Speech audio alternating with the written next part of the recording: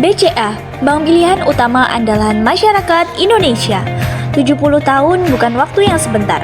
Sejak 1955, BCA telah menemani perjalanan hidup jutaan masyarakat Indonesia dari generasi kakek nenek, orang tua, hingga generasi digital hari ini.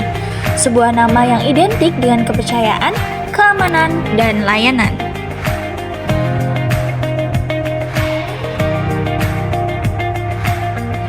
Bermula dari sebuah bank kecil yang beroperasi pertama kali pada 21 Februari 1957, BCA telah bertransformasi menjadi bank swasta terbesar Indonesia dengan total aset sebesar 1.586,8 triliun dan lebih dari 43 juta rekening aktif.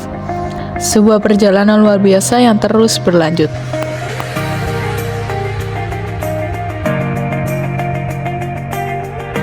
Hingga hari ini, lebih dari 26.000 karyawan BCA melayani jutaan transaksi setiap detiknya, dari Sabang sampai Merauke, dari kota besar hingga pelosok daerah, BCA hadir. Namun, di era yang semakin cepat ini, strategi apa yang dibutuhkan untuk terus menjadi pemimpin?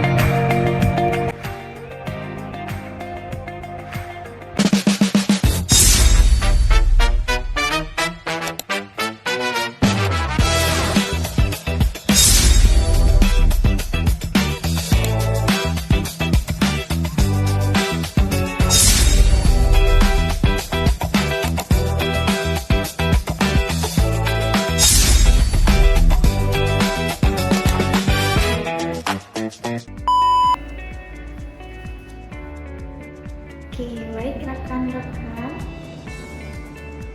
Selamat pagi semua. Terima kasih karena telah hadir dalam rapat evaluasi strategi kompetitif tahunan kita. Nah, di akhir 2025 ini kita berhasil membukukan kinerja yang sangat menakjubkan. Laba bersih perusahaan kita mencapai sebesar 57,6 triliun, yang mana ini tumbuh sekitar 5% dari tahun ke tahun, dan total aset kita sudah menembus 1.586,8 triliun. Nah, ini bukan merupakan angka yang biasa, ini merupakan hasil dari kerja keras kita semua. Benar sekali Bu Nurvia, jadi kinerja perusahaan kita ini tentunya tidak datang pada kondisi yang mudah.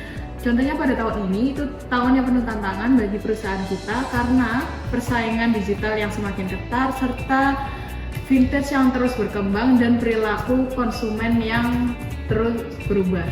Itulah mengapa rapat kali ini itu sangat krusial karena kita perlu memastikan bahwa strategi yang kita tentukan untuk tahun depan tidak hanya mempertahankan posisi tetapi justru memperkuat posisi kita. Oke, benar sekali. Di hari ini kita akan membahas terkait posisi kompetitif kita secara menyeluruh. Nah, dari Jasmine nanti akan memulai dengan menjelaskan terkait analisis dari lingkungan eksternal. Terus dari Izam juga akan memaparkan dari sisi transformasi digital, dan juga Mbak Bunga nanti akan memberikan perspektif sebagai konsultan independen. Nah, pada akhir rapat kita juga akan merumuskan dari keputusan strategi bersama. Baik, saya persilakan kepada Mbak Jasmine. Persaingan antar bank di Indonesia tergolong tinggi.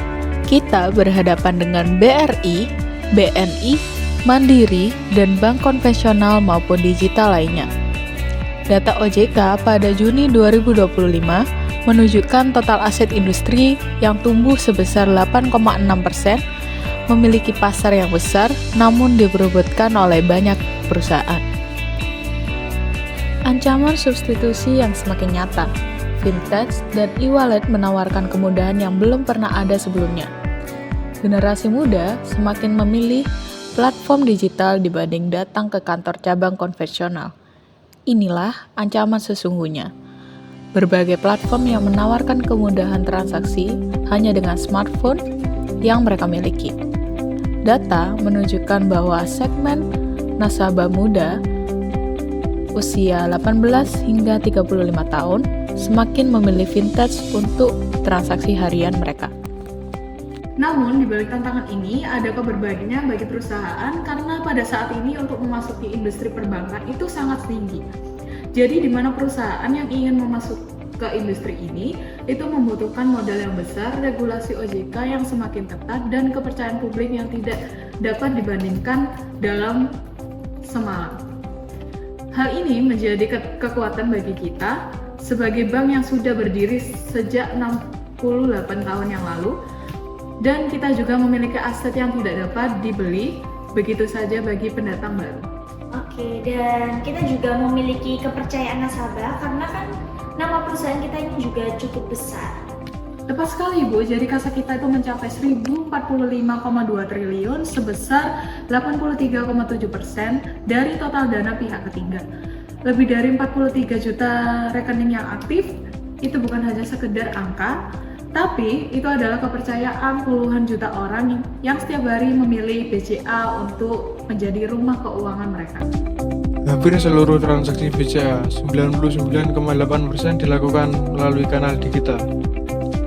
Volume transaksi melampaui 40 miliar sepanjang tahun 2025, tumbuh 16,5% dari tahun ke tahun.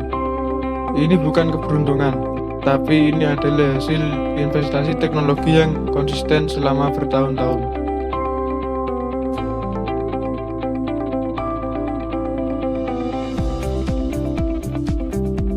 Pengguna BCA meningkat sebesar 2 kali lipat. Lebih dari 60% pembukaan rekening baru dilakukan secara digital. BCA Digital atau belum meraih peringkat 1 bank digital 2025 dari Infobank. Transformasi ini nyata, terukur, dan mengubah cara kita melayani nasabah. Menurut dia, investasi teknologi kita membuahkan hasil yang sangat baik. Cost to income ratio kita mencapai 30,7%. Ini yang terbaik dalam 5 tahun terakhir. Jauh di bawah target 33-34%, yang artinya setiap rupiah yang dikelola semakin efisien. Oke, luar biasa. Namun saya perlu mengetahui apa kelemahan terbesar kita di sesi digitalnya. Ketergantungan pada teknologi yang sangat tinggi. Satu, gangguan sistem bisa berdampak pada puluhan transaksi, dan meski Blue sudah tumbuh sangat besar, 3 juta nasabah, kala itu masih sangat kecil dibandingkan total aset konsolidasi kita yang mencapai 1.500 triliun. Kita butuh akselerasi investasi di sana. Oke, sekarang kita bicara terkait di JG Matrix perusahaan kita. Dari Mbak Jasmine, silahkan disampaikan. Baik, kita mulai dari cash cow. Pada perbankan transaksi kasa ini menghasilkan pendapatan komisi sebesar 14 triliun. 14 triliun ini sebesar 71% dari total pendapatan komisi. Pada perbankan koperasi sendiri itu tumbuh 11,5% menjadi 478,9 triliun. Sedangkan KPR mempertahankan posisinya sebagai pemimpin pasar non-subsidi dengan portofolio 142,3 triliun. Ini merupakan fondasi keuangan BCA. Lalu yang kedua ada Star. Star kita ada pada BCA Syariah dan Wealth Management. Pembiayaan BCA Syariah sendiri tumbuh sebesar 23,1% menjadi 13,2 triliun. Meraih Platinum Champion 10 tahun berturut-turut. Lalu pada Wealth Management, AOU tumbuh 17% dari jumlah investor naik 31% dari tahun ke tahun. Dengan lebih dari 200.000 nasabah high net worth melalui BCA Prioritas dan Solitaire. Boleh saya tambahkan perspektif untuk question mark? Oke, silakan. BCA Digital dan BCA Live ini adalah dua aset yang berpotensi luar biasa yang belum dimonetasi secara optimal. BCA Live ini juga tumbuh 41% dengan total aset 4,7 triliun. Penetrasi asuransi jiwa ini juga masih sangat rendah. Jadi untuk menjadi peluang emas yang harus kita tangkap ini secara agresif. Oke, untuk docs kita harus menghadapinya, jangan dihindari ya. Untuk hal itu strategi saya kurangi eksposur KKB konvensional dari ke pembiayaan ekosistem inti dan justru masuk ke dalam portofolio keberlanjutan kita.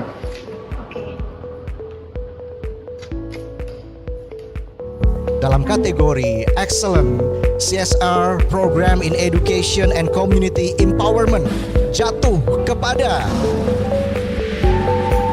PT Bank Sentral Asia Tbk. BCA tidak hanya bicara soal profit, portofolio keberlanjutan telah mencapai 255,4 triliun sebesar 25,8% dari total kredit. Ini adalah komitmen nyata bahwa BCA percaya bahwa pertumbuhan bisnis dan keberlanjutan lingkungan bukan pilihan yang saling bertentangan. Keduanya bisa dan harus berjalan beriringan.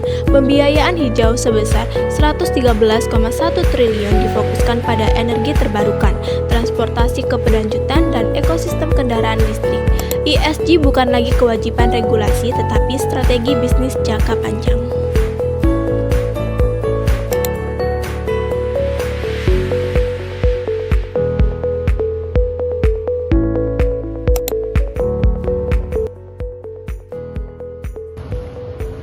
Bu Nurvia, berdasarkan seluruh analisis yang telah dilakukan, ada 4 pilar rekomendasi strategi saya untuk 2026.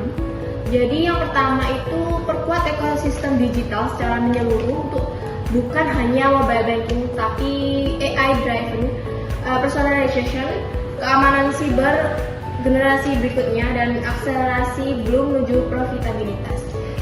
Yang kedua itu diverifikasi portofolio secara strategi, alokasi modal untuk question marks khususnya Blue dan BCA Life, kurangi exposure docs dan perkuat stars. Yang ketiga itu jadikan ESG sebagai keunggulan kompetitif yang nyata, bukan sekedar laporan. Jadi agar masyarakat itu semakin menilai perusahaan dan komitmen keberlanjutan. Saya mendukung rekomendasi Bunga. Dari sisi teknologi kita perlu strategi hybrid dengan mengalihfungsikan mesin ATM untuk layanan kompleks. Sementara transaksi harian sebenarnya digital. Lalu dari sisi evaluasi kinerja, ROA, ROE, serta LAR sudah melampaui target Ibu. Modal kita sangat kuat untuk mengevaluasi semua rencana ini. Tidak ada alasan untuk takut bergerak lebih agresif lagi. Oke, terima kasih seluruh tim yang sangat luar biasa. Jadi berdasarkan seluruh diskusi kita pada hari ini, saya akan menempatkan 4 prioritas strategi BCA untuk tahun berikutnya di tahun 2026. Yang pertama, target pertumbuhan kreditnya kita tingkatkan di angka 7-9% dengan portofolio yang seimbang. Jadi kita akan mengurangi KBB dan juga perkuat EV-nya.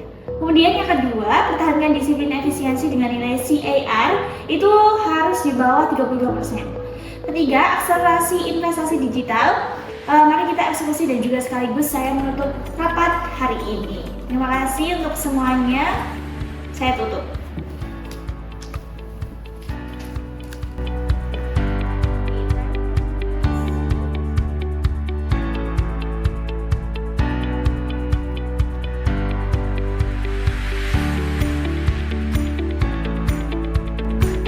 BCA bukan sekedar bank, BCA adalah kepercayaan jutaan masyarakat Indonesia. Dengan strategi yang tepat, tim yang solid, dan komitmen yang tidak pernah goyah, kami siap memimpin perbankan Indonesia menuju masa depan yang lebih baik.